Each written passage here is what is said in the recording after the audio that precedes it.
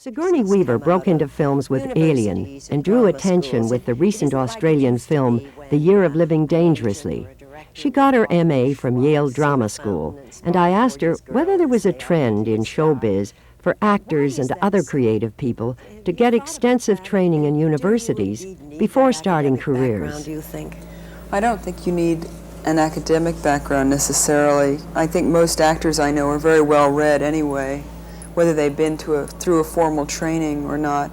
I think it depends so much on what school. The value I got out of drama school was that I worked a lot with new playwrights, and then of course new playwrights and new directors go on to direct, you know, in theater and in movies. I think it's sort of a good network to become a part of.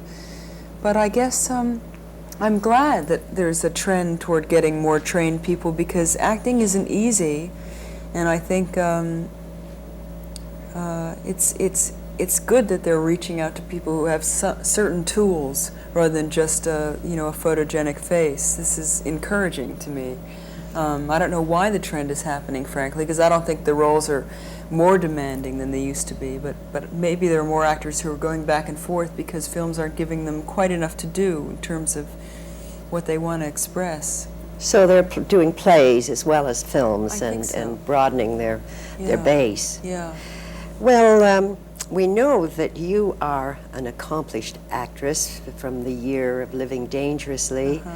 This is quite a different role. This is a very physical role where you look absolutely gorgeous and very sexy. Thank you. Why and how did this role come about for you? Well, I had been sort of looking for a good, solid, dramatic role for about 6 months, and nothing was coming along. And so I was sent this script that just enchanted me, and the idea of working with Bill Murray and Danny Aykroyd and Harold Ramis and Ivan Reitman, I just thought, oh, how wonderful, you know, can't beat spending 4 months with those people.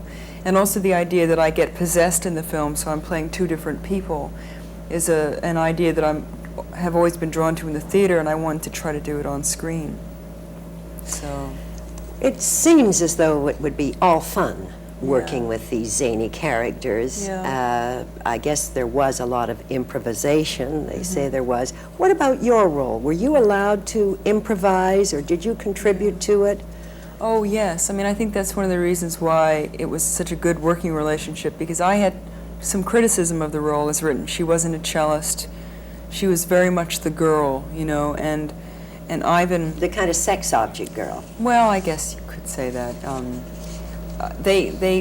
I think they expected, once they had her cast, to work with the individual actor and to make it a better character, and so they encouraged Bill and me to sort of try out our scenes and improvise our scenes and change the script, and then we did some improvising on camera, but basically we had already sketched out what the scene was going to be like the day before and made some changes, so it wasn't like, oh, beat the clock, you know, who's going to be funnier. It wasn't like that. Even Bill is sort of very prepared and works, you know, slowly.